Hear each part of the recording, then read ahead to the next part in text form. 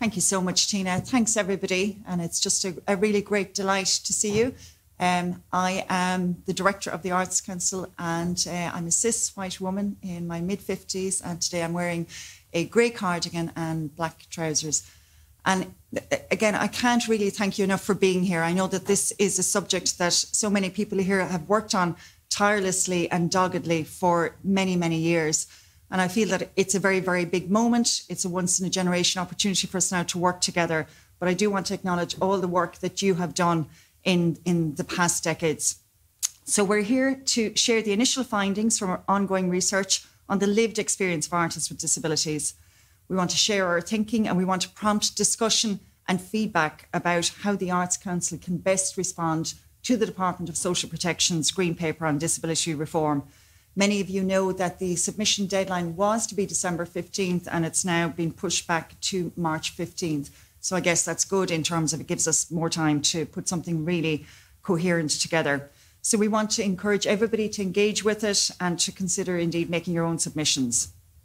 At the Arts Council, we are committed to ensuring that everyone has the opportunity to participate in the arts and contribute to the cultural life of this country.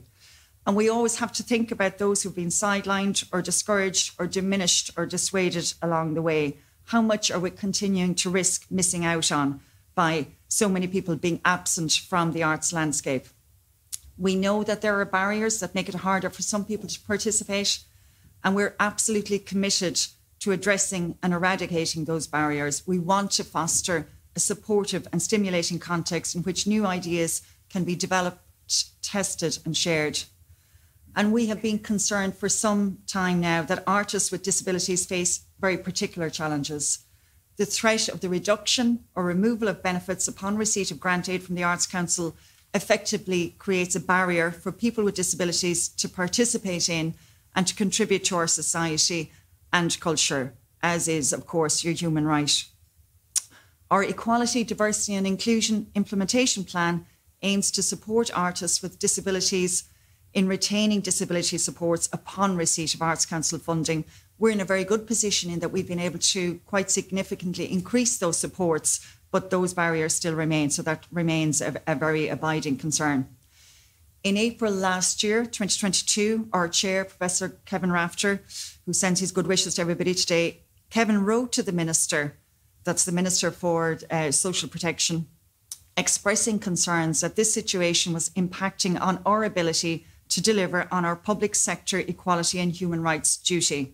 And that's, as you know, the statutory obligation that we have to eliminate discrimination, to promote equality of opportunity for all those whom we serve and whom we want to serve.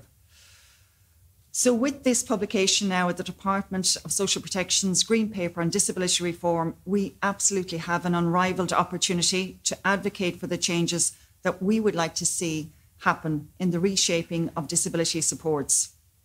So we're sharing our thinking today on how we might contribute to that. And we've also convened a panel to discuss the challenges raised by the Green Paper.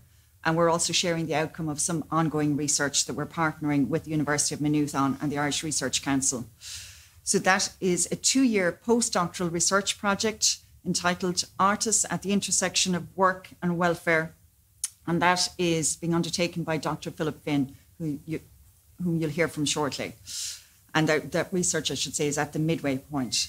I also want to draw your attention today to the fact that I'm delighted that our full-time access officer, Vanessa Carswell, is here. She just started with us 2 months ago. Vanessa's over there. Thanks, Vanessa.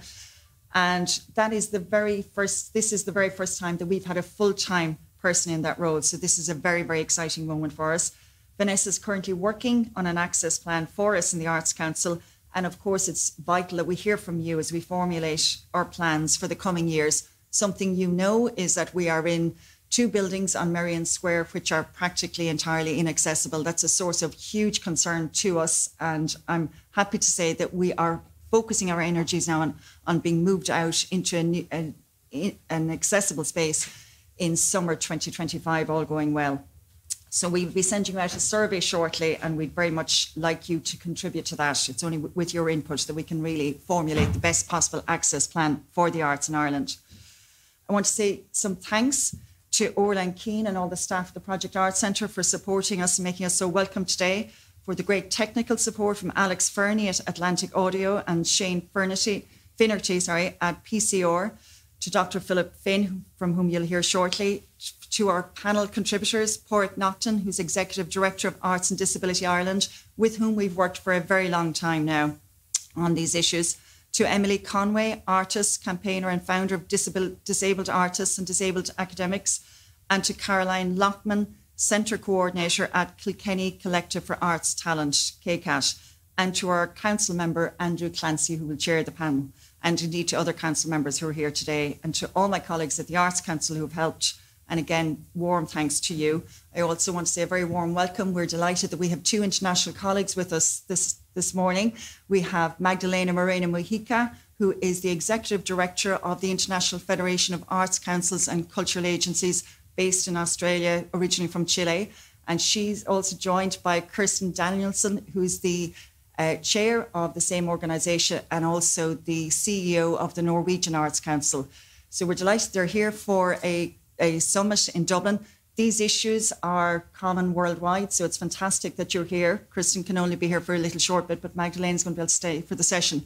But these are issues that are shared worldwide, so it's fantastic to have you here, and warm welcome to you. So by way of conclusion, our position on these issues is informed by a long-standing engagement with disabled artists, with policies and strategies, and more recently by this research partnership with Maynooth.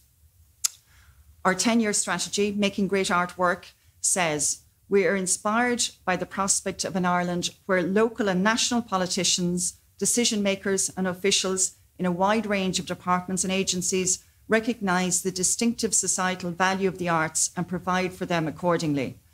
And this absolutely acknowledges our role as a development agency, and it requires that we work with others across government to deliver on our mission. And that's why we're participating in this process today.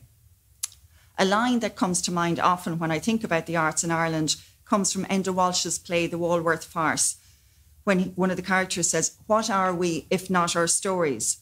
But if the Irish arts landscape is not populated by stories from the entire expanse of Irish society, we're bereft, as we're simply not reflecting the rich splendour of who we are as a people and how we live our lives. Can we imagine the idea of a child with disability visualising themselves as an artist sometime in the near future, looking forward to a viable career path?